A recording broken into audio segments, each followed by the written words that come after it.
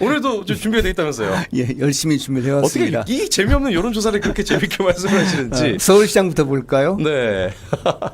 자, 지지율이 또 이게 세계 여론조사. 자, 오른쪽 윗부터 보죠. 날짜별로 되어 있습니다. 예. 그러니까 전부 다 이제 무선 ARS인데 위에서 아래로 가겠습니다. 예. 19에서 22일 사이 한 거는 거의 비슷하게 나왔고 그러니까요.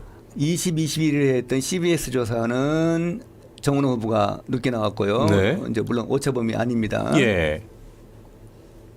예, 그리고 오른쪽 아래 이게 뉴델리가 했던 거는 반대로 이제 오세훈 후보가 조금 더 네. 높게 나오고 다 오차범위 아니에요. 예.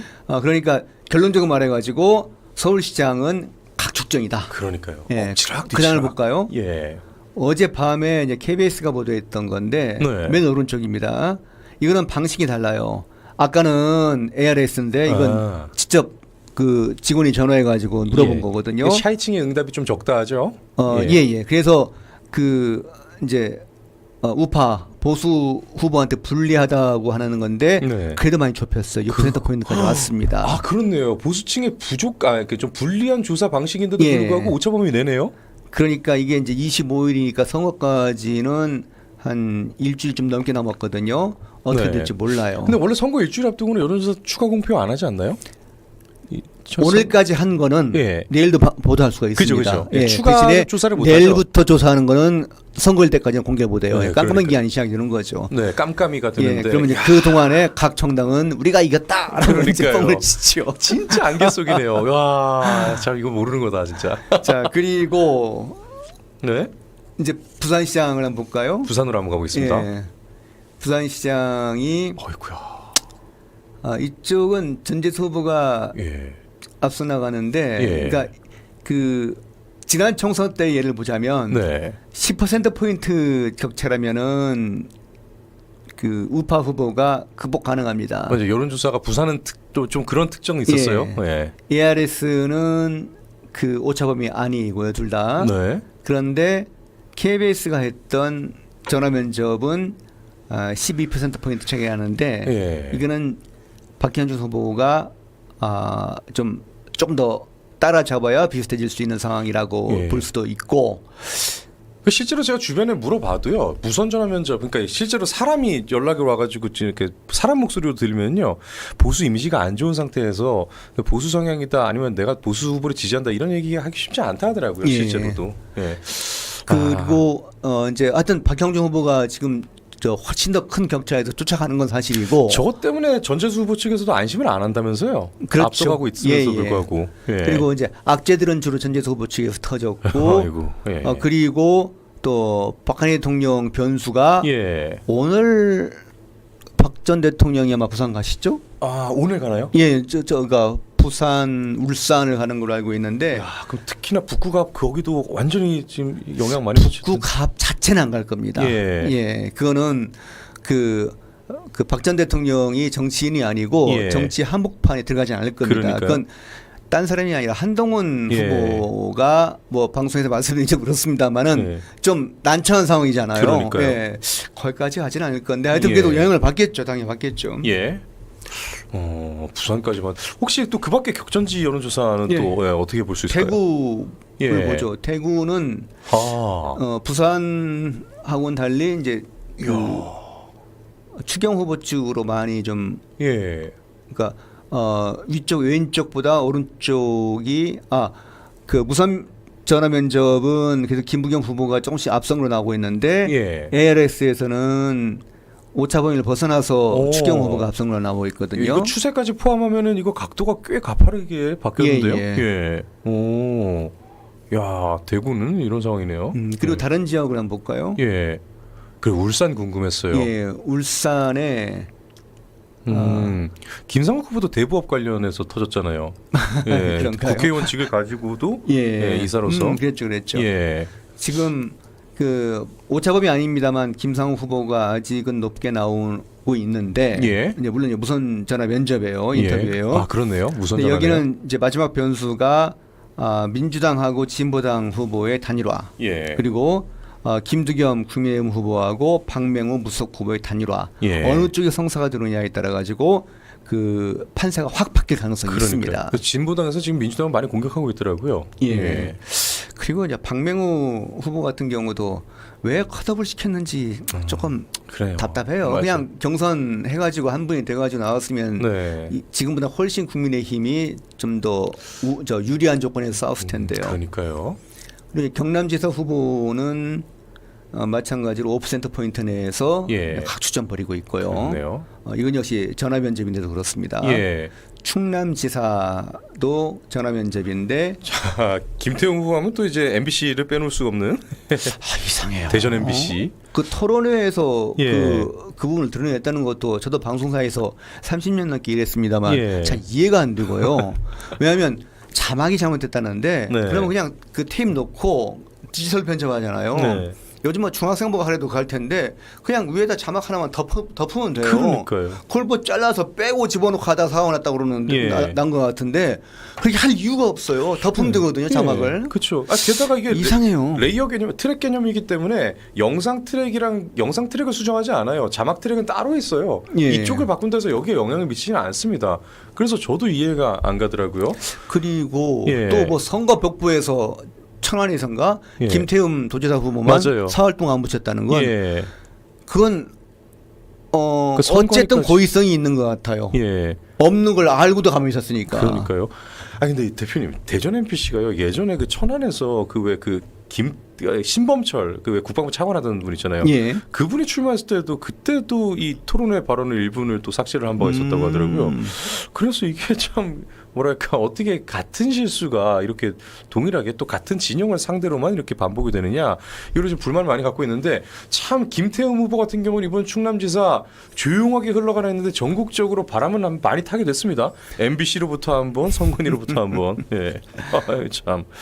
하여튼 아이고. 그쪽도 예. 그 이번에 저 박근혜 대통령이 한번 그 다녀간 거에 네. 또 많이 이 판세가 흔들린가 좀 영향을 많이 받고 있다는 얘기도 들립니다. 그러니까요. 이재명이 이틀 연속 부산을 찾았대요. 혹시 아셨어요? 몰랐습니다. 저도 몰랐어요. 잘 모르죠. 아니 어제 뭐 갑자기 자갈치 어쩌고 저쩌고 하길래 이게 부산 내려갔나 뭐 그렇게 한번 잠깐 하고서 별 생각 없이 지나갔어요. 그러니까 이재명이 예. 제가 이 호칭을 쓰는 게 참 싫은데요. 현직 대통령인데 이틀 연속 부산의 재래시장을 찾았거든요. 그러면 원래 난리가 나고 디비지고 그렇죠. 막 해야 되는데 그렇죠. 박근혜 대통령님의 기장시장 방문 뉴스에 이재명의 이틀치 동선이 완전히 묻혀버렸어요.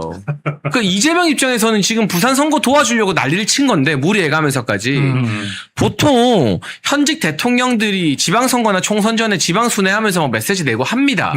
근데 한 지역을 이틀 연속 찍는 경우는 저는 못 봤거든요. 근데 그게 완전히 무존재감이 되어버렸어요. 그러니까요. 언론에서 사라져버렸어요. 지금 TV 틀면 다 박근혜 효과가 있니 없니로 막 논쟁을 하거든요. 근데 너무 신기한 게 박사님 10년 전까지만 해도 박근혜 대통령 언급하는 게 마치 금기처럼 여겨지고 막 그랬는데 네. 보수 정당 안에서도요. 어쩌다 이렇게 180도 바뀐 걸까요? 그 박근혜 대통령의 대중성 대중정치인이라고 하는 그 요소는요. 그게 10년을 정치를 안 해도 살아 있는 거예요. 네.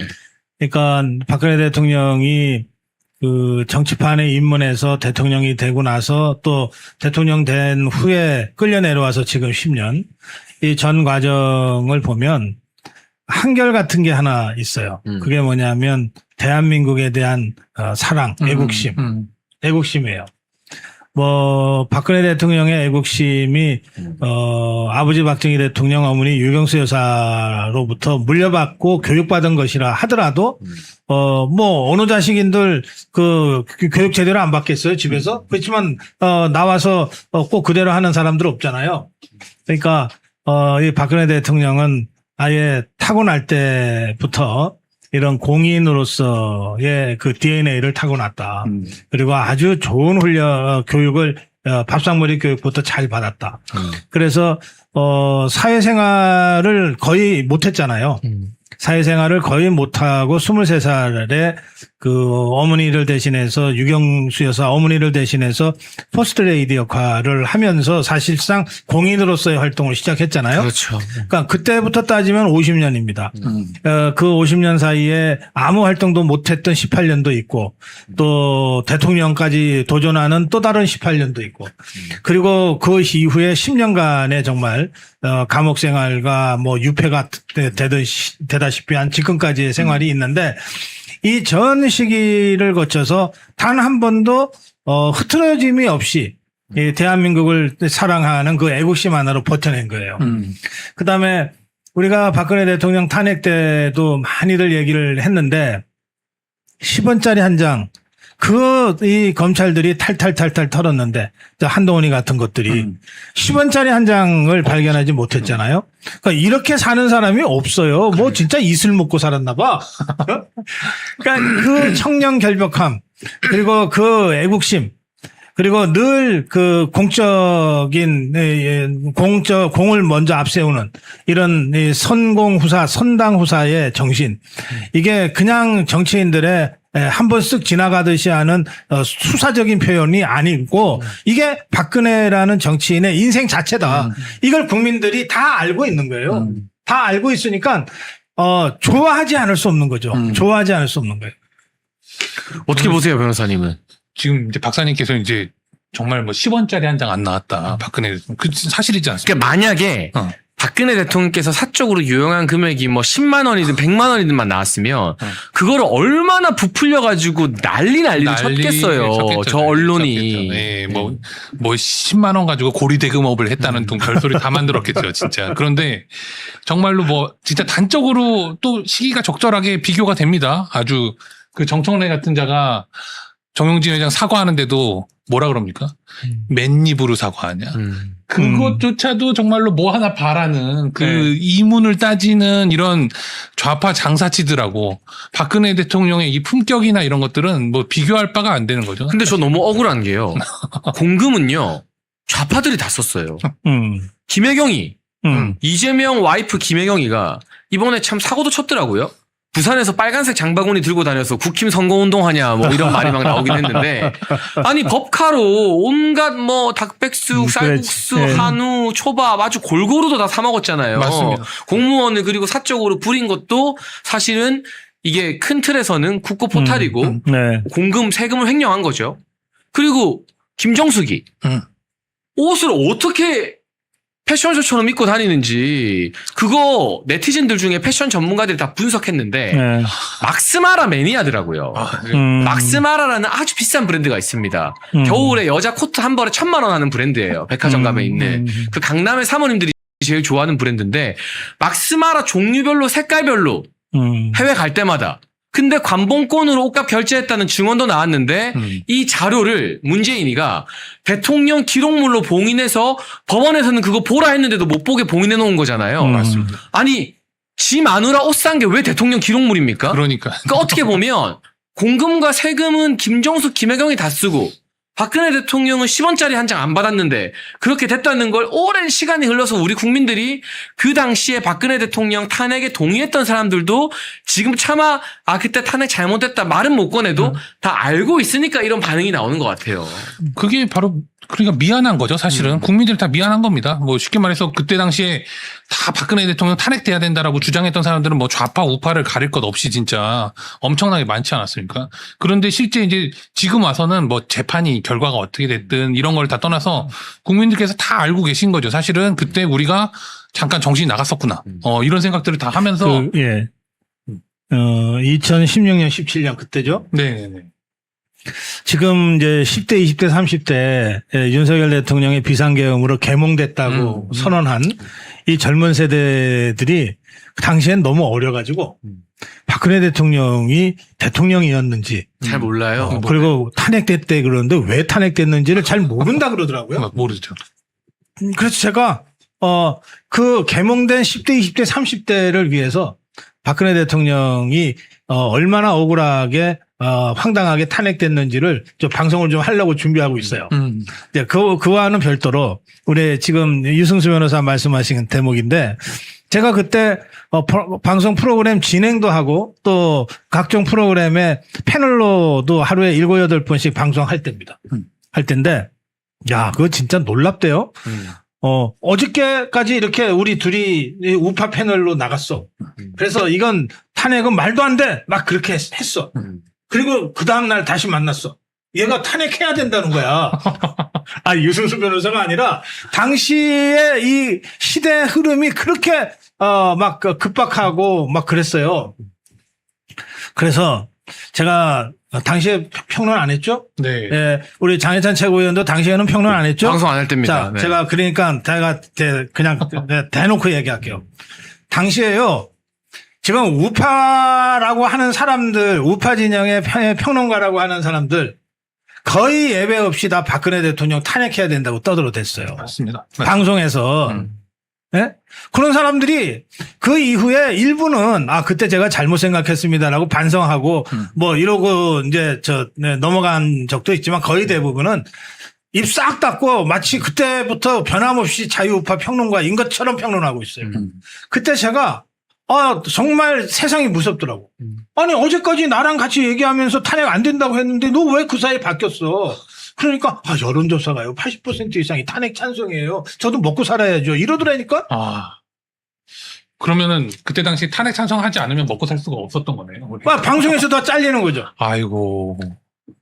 그리고 뭐 어쨌든 이게 민심과 완전히 따라간다고 자기 스스로 겁을 낸 거죠.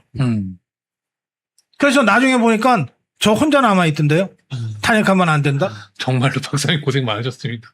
아니 저는 결국에 우리가 뭐 부정부패라는 개념이 있잖아요. 그러면은 이제 부정부패는 이제 아주 작은 의미, 좁은 의미로 보더라도 이재명 같은 자가 부정부패라는 건 아무도 이론이 없는데 이제 예를 들면은 우리가 쉽게 말해서 자기의 신념이나 자기가 보고 있는 어떠한 그런 현상도 사실 여론에 따라서 내가 진짜 뭐 먹고 사는 길을 막힐까봐 뭐 그 신념을 바꾸고 거기에 뭐 편승해가지고 똑같이 마녀사냥에 동참하고 하는 것도 사실은 저는 넓은 의미에서 부정부패라고 봅니다. 제가 그래서 이 윤석열 대통령이 탄핵 국면에서 이제 위기에 처했을 때 그때 생각이 나는 거예요. 박근혜 대통령 때 생각이 나는 거예요. 그래서 제가 방송으로 계속해서 얘기한 겁니다.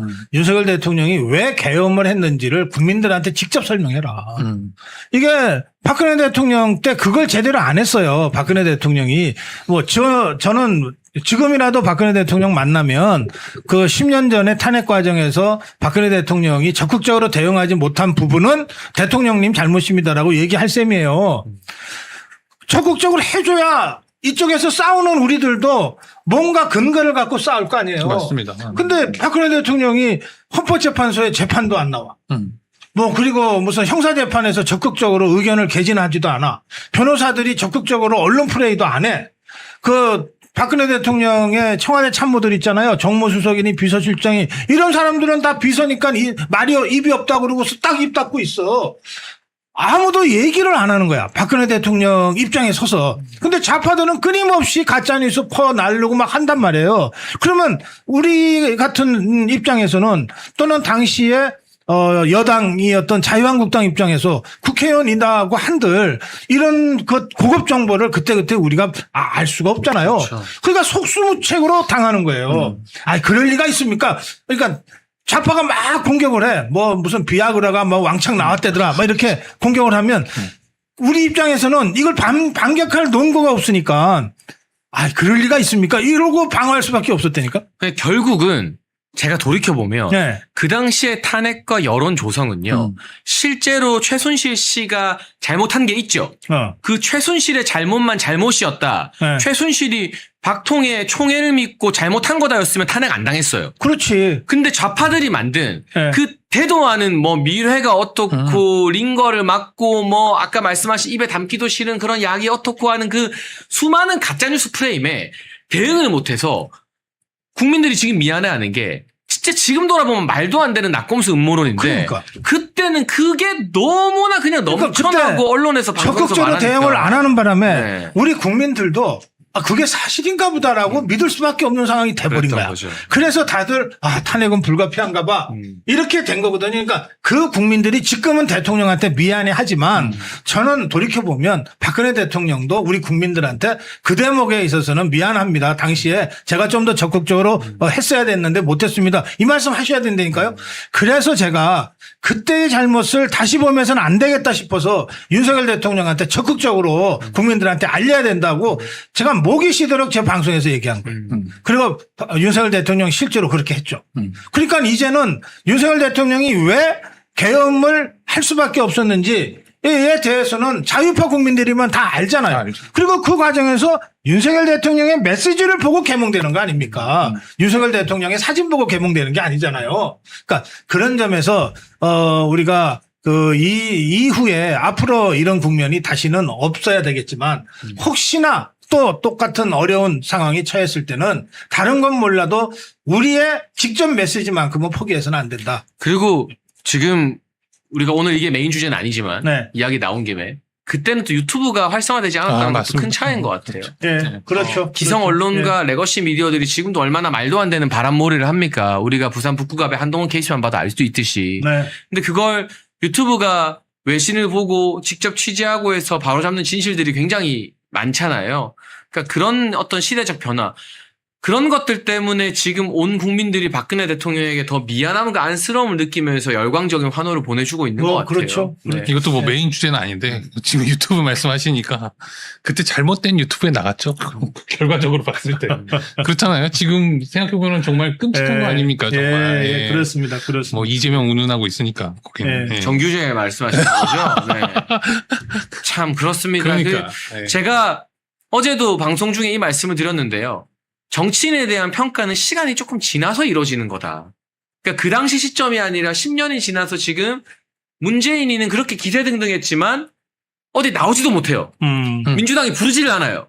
나오려고 하면 민주당에서 난리가 나요. 제발 문재인 나오지 마라. 너 얼굴 보면 표 다 떨어진다. 나왔다 쑥 들어갔죠 벌써. 네. 근데 박근혜 대통령이 이렇게 환호를 받고 민주당과 친한계가 거품 물고 하는 걸 보면 시간이 지나서 역사의 평가를 받는 게 정치인이라는 존재고 그건 유승수 변호사님 말씀처럼 언론인 방송인들도 마찬가지인 것 같아요. 지금 정규제 조갑제 얼마나 망가졌습니까? 그런 아유, 것들을 보면 참, 정말.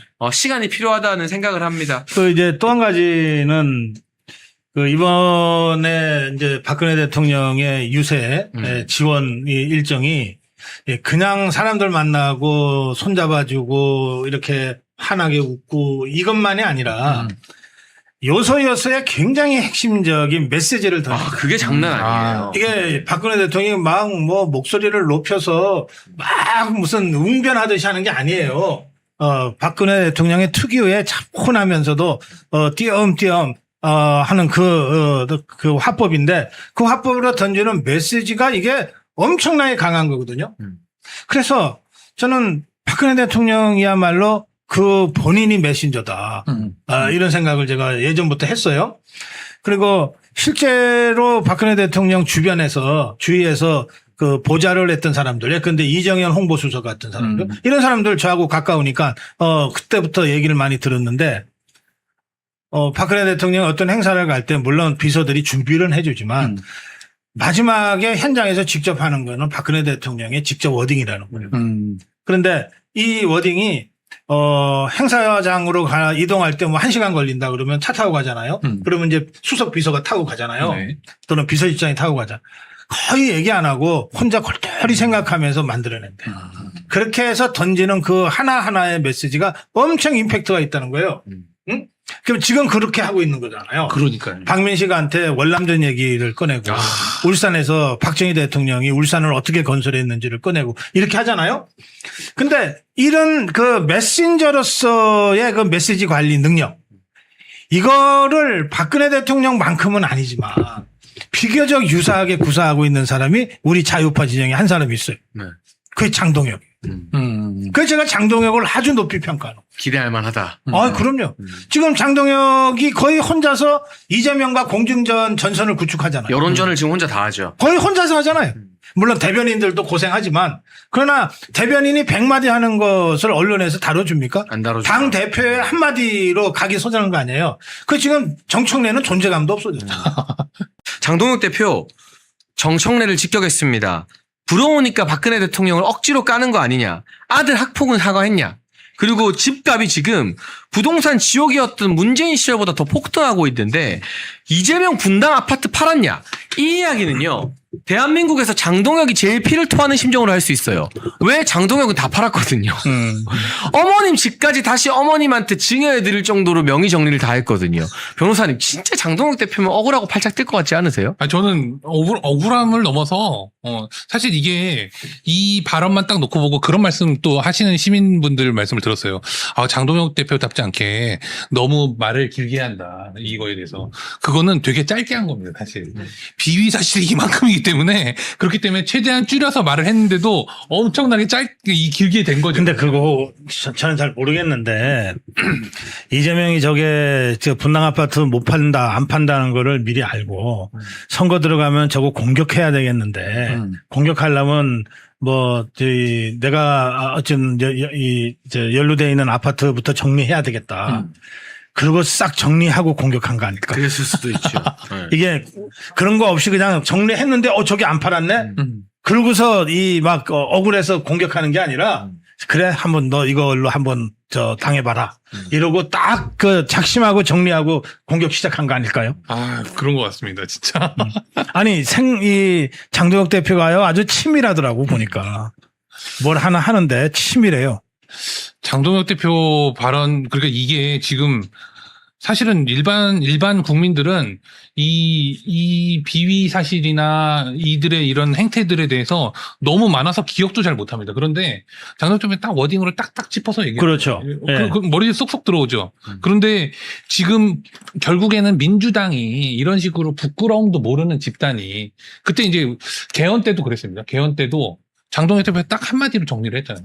무슨 헌법을 위반하고 있는 세력들이 뭐하러 개헌을 하는 거야. 그 의도가 어디에 있겠느냐. 국민들이 다 알아듣지 않습니까?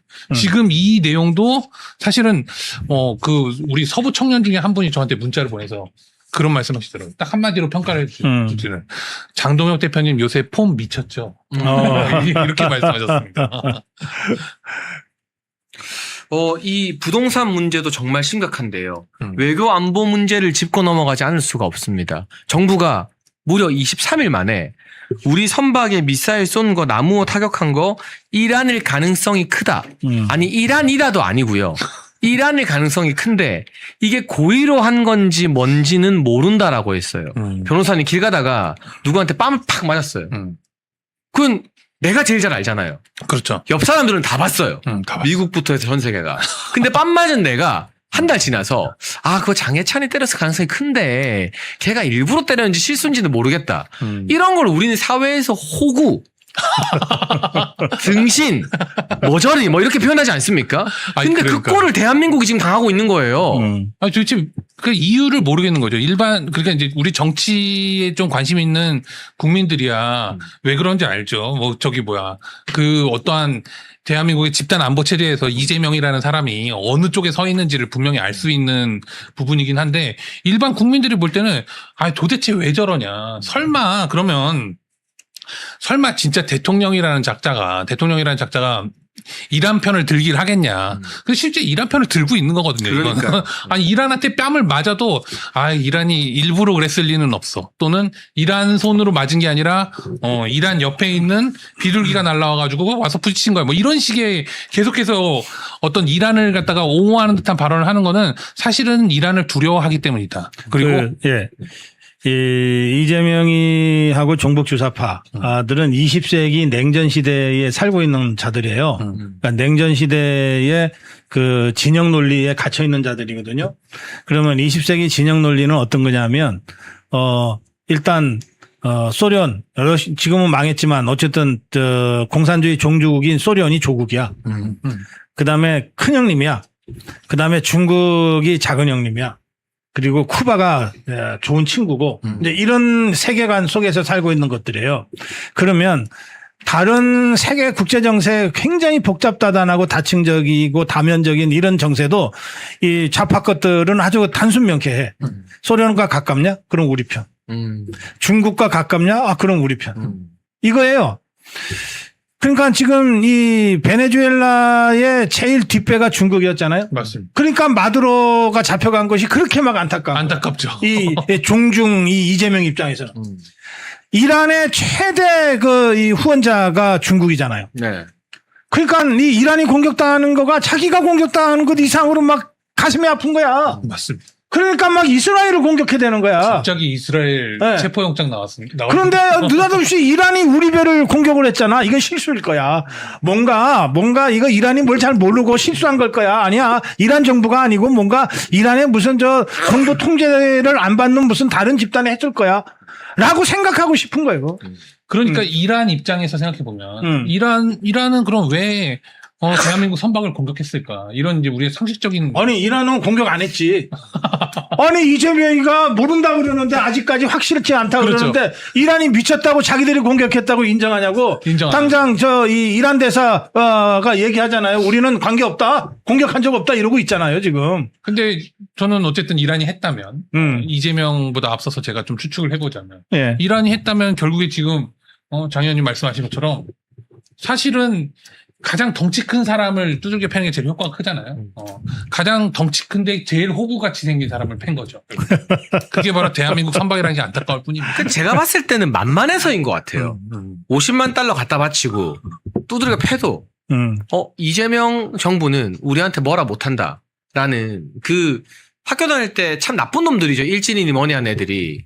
근데 괴롭힘 당했을 때 부모님한테 선생님한테 바로 달려가서 고자질 할 것 같은 애들은 걔네들이 또 기가 막히게 잘 안 괴롭혀요. 그러니까 그 입장에서 봤을 때는 이란 입장에서는 호구 아니냐.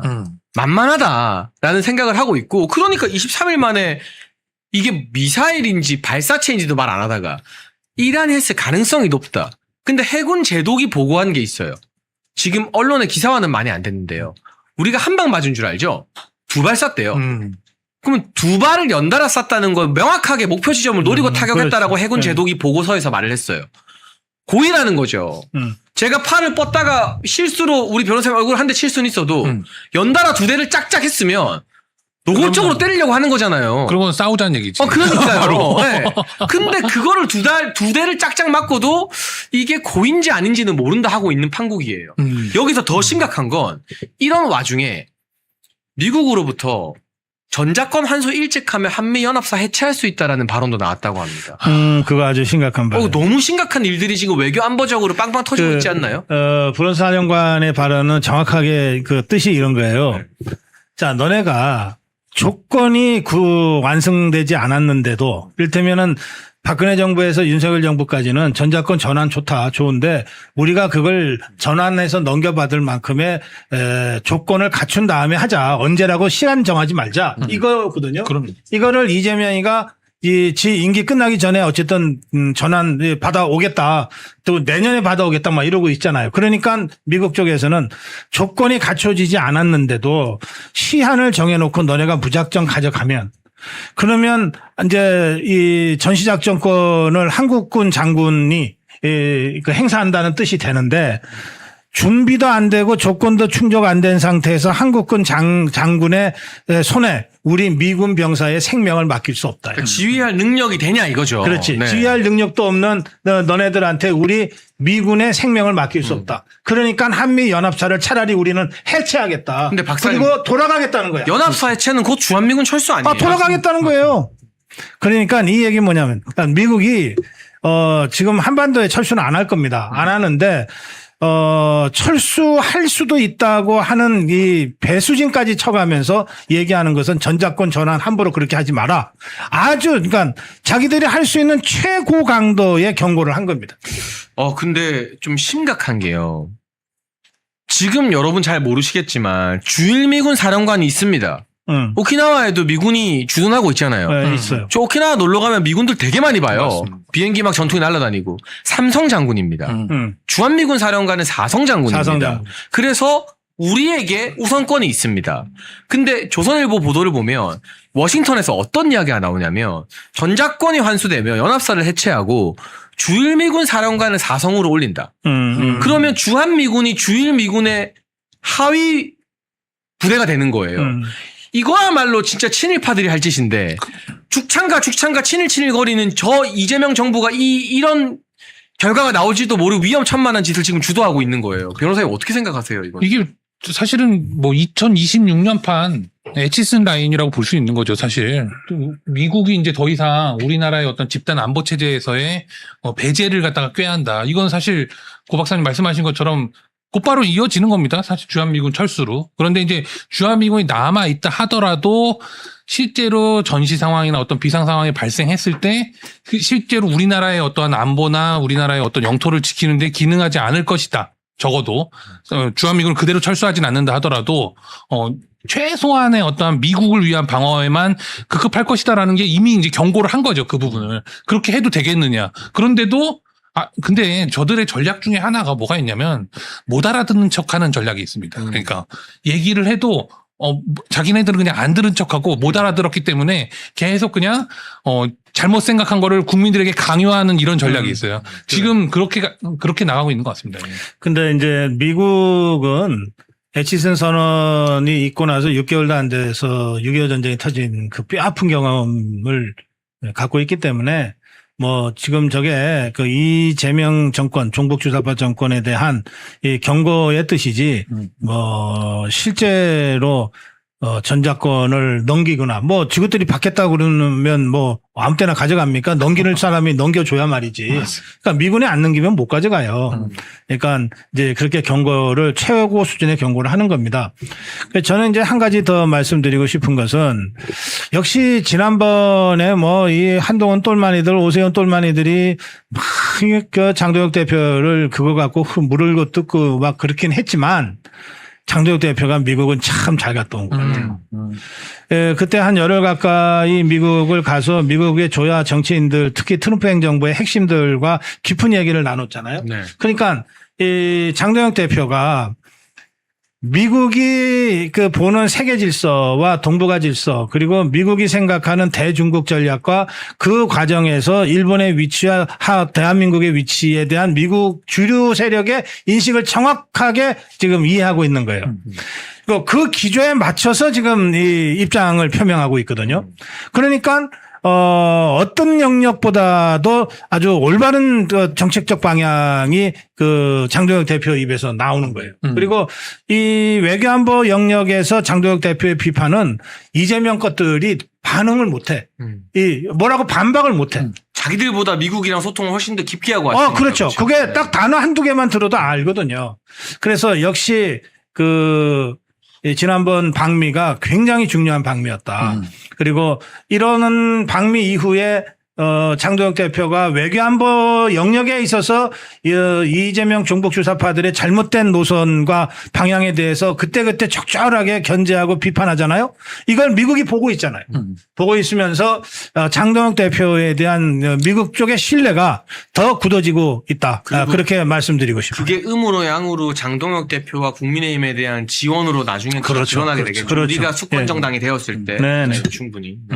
근데 좀 무서운 이야기이긴 해요. 브런슨 사령관이 최근에 외신과 인터뷰에서 이런 이야기를 했어요. 기자가 요새 혹시 뭐 잠 못 드는 고민 있습니까? 원치 않은 일이 졸속으로 추진될까 봐 내가 잠을 설친다.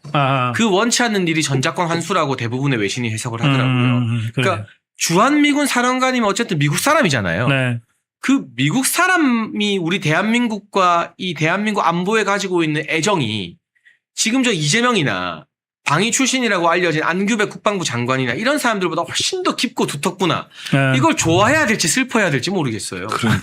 아니 실제 이제 그 무인기 작전에 관해서 네. 이제 윤석열 대통령과 김용현 장관에 대한 재판이 이제 선고만 앞두고 있는데요. 네. 거기서는 또 황당한 주장, 다른 소리를 해요.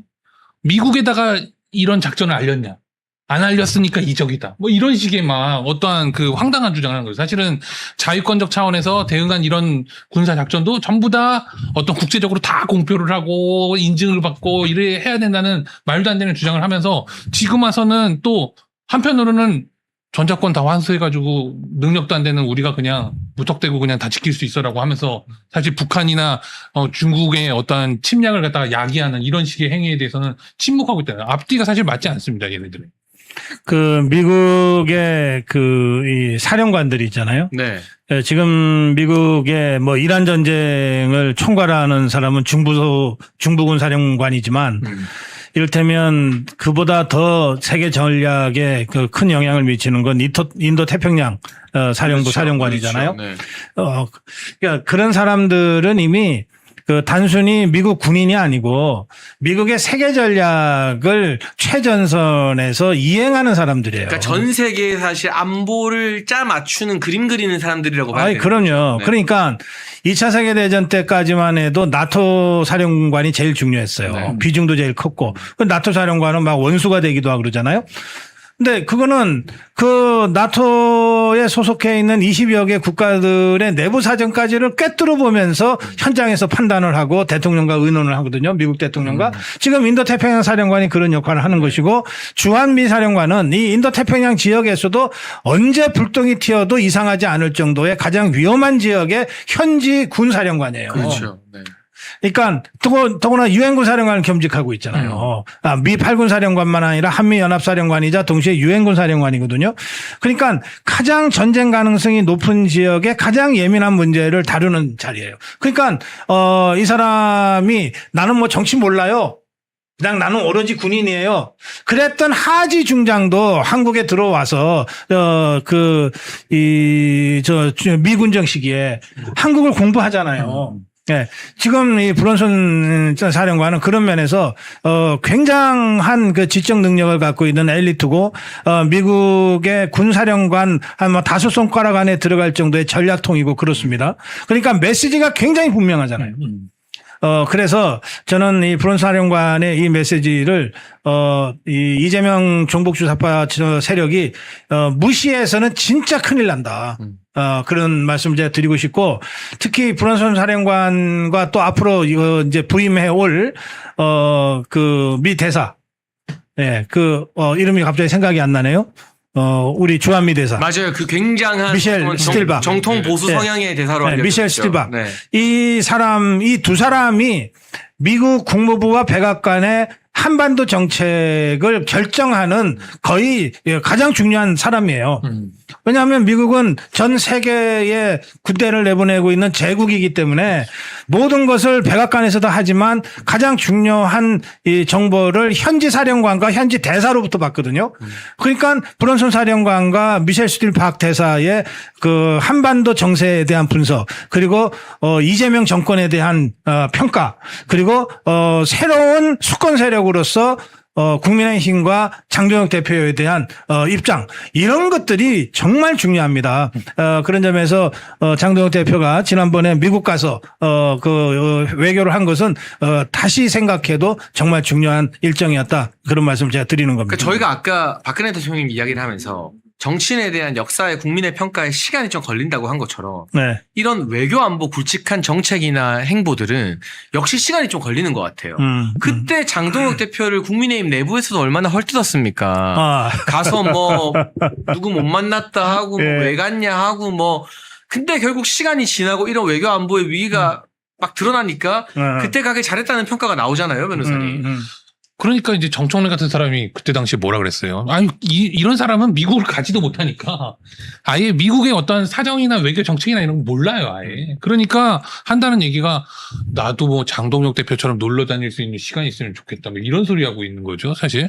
근데 박사님이 말씀하신 것처럼 미국 입장에서 어떠한 기본적인 정책이나 아니면은 어떤 한국 내에서의 결국에는 자유민주주의를 수호하는 수권 세력으로서 이 국민의힘, 그리고 또 장동혁 대표를 선택했다라는 이런 메시지가 나왔는데도 그걸 갖다가 근본적으로 미국을 왜 갔는지를 이해를 못하는 사람들이기 때문에 그런 식의 헐뜯기밖에 안 되는 겁니다.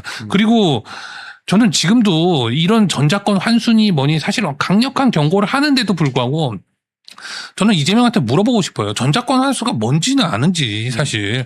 전작권 환수에 대해서 어떤 의미를 갖는지 자체를 본인이 고민한 게 없고 그냥 좌파들, 극좌들이 그렇게 막 떠들어대는 뭐 주한미군 철수니 이런 게 무슨 영향을 미치는지도 모르면서 계속 떠드는 겁니다. 뭐 단적인 예로 그런 식으로 국무회의를 하는 게 뭐 국무회의라고 할 수 있는지 모르겠지만 국무회의를 하면서 뭐 이스라엘 뭐 총리에 대해서 뭐 체포영장 뭐 어쩌고 검토해라. 그러니까 다들 사색이 되잖아요. 이재명만 모르는 거거든요. 그게 무슨 의미를 갖는지. 이런 식으로 결정을 하는 사람이 지금 대한민국 대통령으로 앉아있다. 아주 위험한 상황입니다. 정말. 네. 네, 저희가 이 외교안보상의 위기까지 짚으면서 반드시 이번 지방선거와 재보궐선거에서 투표를 해야 된다라는 이 설명을 쭉 드렸는데요. 솔직히 말하면 약간 이제 막간에 우리끼리 좀 편하게 수다를 떨자면 서울이 이길 것 같거든요. 근데 그러니까 뭐 배현진부터 시작해서 뭐 서울의 친한계 당협위원장들이 오늘도 페이스북에 장동혁 대표 욕하고 막 봐라 오세훈 한동훈 뭐 우리가 정답이다 이런 글을 올려서 제가 멸콩TV에서 얼마나 열심히 여러분 마음에 안 들어도 오세훈 찍어야 됩니다 했는데 솔직히 딱 하기가 싫어지더라고요. 근데 그래도 이건 박근혜 대통령님 말씀처럼 나라를 지키는 선거이기 때문에 투표는 하셔야 되는데 진짜 이 일주일 남았으니까 하는 말인데 진짜 오세훈 시장과 그 주변 인물도 정신 차려야 돼요, 박사님. 그렇지 않습니까? 예. 제가 사실은 오늘 저희 고성구 TV에서 김민수 최고위원, 조광한 최고위원을 차례로 모시고 제가 그 질문 드렸어요. 우리 자유파 국민들이 오세훈이 찍어야 되냐, 양양자 찍어야 되냐고 질문하신다. 그래서 제가 이렇게 대답했다. 나한테 물어보시면 나는 안 간다. 나는 안 찍는다. 그런데 장동혁 대표가 찍으라고 하면 찍겠다 그랬어요. 제가 그동안 그렇게 답변을 피했어. 그리고 오늘 그 김민수 최고위원하고 조광한 최고위원한테 그 질문을 했어요. 이렇게 질문하시는데 나는 이렇게밖에 대답 못 하겠다. 근데 답변해라. 그랬더니 김민수 최고위원도 조광한 최고위원도 장동혁 대표도 같은 마음이실 거다라고 하면서 예, 5월 동주라는 5월 동주 그래도 강을 같이 건너야 되지 않습니까? 네. 또 솔로몬의 재판, 네, 친어머니의 심정 이런 말씀들을 하면서 그래도 오세훈 찍고 그래도 양양자 찍어야 됩니다. 이렇게 답변을 하시더라고요. 그래서 제가 그 두 분의 딱한 사정 100분 이해가 되고 어쨌든 장동혁 대표도 그런 심정이라고 하니 제가 오늘부터는 오세훈 찍자, 양양자 찍자 하겠습니다. 제가 그렇게 방송을 마무리했어요. 네. 그런데 지금 이런 얘기도 저는 계속 듣고 있어요. 한동훈 똘마니들이 당협위원장을 하고 있는 곳이 몇 군데 있어요. 그렇죠. 이것들 근데 그 지역에도 국회의원 그들이 국회의원 하거나 당협위원장 하는데도 시의원이나 구의원이나 구청장 후보는 있잖아요. 그렇죠. 그 사람들이 고성구 TV에 나오고 싶어하고 대자유총 유튜브에 나오고 싶어요. 왜 다른 매체가 없으니까 한 번이라도 더 나가는 게 후보 입장에서 무조건 좋은 거 아니에요. 더구나 고정지지층이 누가 더 많이 투표장에 가는가로 당락이 결정되는데 나오고 싶어요. 근데 한동훈 똘마니들 당협위원장 현역 의원들이 막고 있다는 거예요. 네, 막고 있다는 거예요. 그래서 자기들 정말 나가고 싶은데 눈치 보여서 겁이 나서 못 나가고 있습니다. 이러더라는 아니, 그러니까요. 아니, 근데 저는 정말로 이해가 안 가는 게 그 후보들도 네. 아무리 그런 얘기를 들어도 네. 상식적으로 판단이 되잖아요. 자기 옆에 배현진이 있어요. 표에 도움이 되겠습니까? 안 되겠습니까? 아무도 떨어지면 떨어지지 무슨 한 표라도 도움이 되겠습니까? 그러니까 고성구 TV 나오면 도움이 되겠어요? 안 되겠어요? 본인이 당연히 도움이 되죠. 우파 국민들이 지지를 해주시는데 이런 얘기를 가지고 사실은 배현진이라는 인간에 대해서 제가 오늘 이제 여기 나온다 그래가지고 제가 한번 검색을 해봤습니다. 네. 뉴스가 한 일주일이냐 2주일 전까지 계속 장동혁 욕하는 뉴스만 계속 배현진이 나왔어요. 맞아요. 그 뒤로 아무것도 없었습니다. 그러니까 실제로 그 얘기는 뭐냐면 오세훈이라는 이 지금 어떤 지지율이 이제 전체적으로 지금 박근혜 대통령 등판과 함께 어떤 바람이 불면서 장동혁 대표가 그렇게 닦아놓은 그 지지율을 기반으로 해서 역전되기 시작할 때, 바람이 불기 시작할 때는 단 한마디도 못하고 실제로 거기에 기여한 바도 없기 때문에 배현진은 아예 언급도 안 됐었습니다. 그런 인간이 지금 와가지고 이제 오늘 장현님 말씀하신 것처럼 내가 해냈다 이거 아니에요 지금? 정말로 추악하기 짝이 없습니다. 단 한 표도 도움 안 됩니다. 이런 사람은 정말. 그래서 여러분 지방선거는 어떤 의미에서는 시작입니다. 이 지방선거가 끝나면 또 치열한 당권 투쟁, 내부 투쟁이 있을 텐데요. 그때를 대비해서 여러분 지금이라도 당원 가입 많이 해두시라라는 권고의 말씀도 제가 좀 드리고 싶습니다.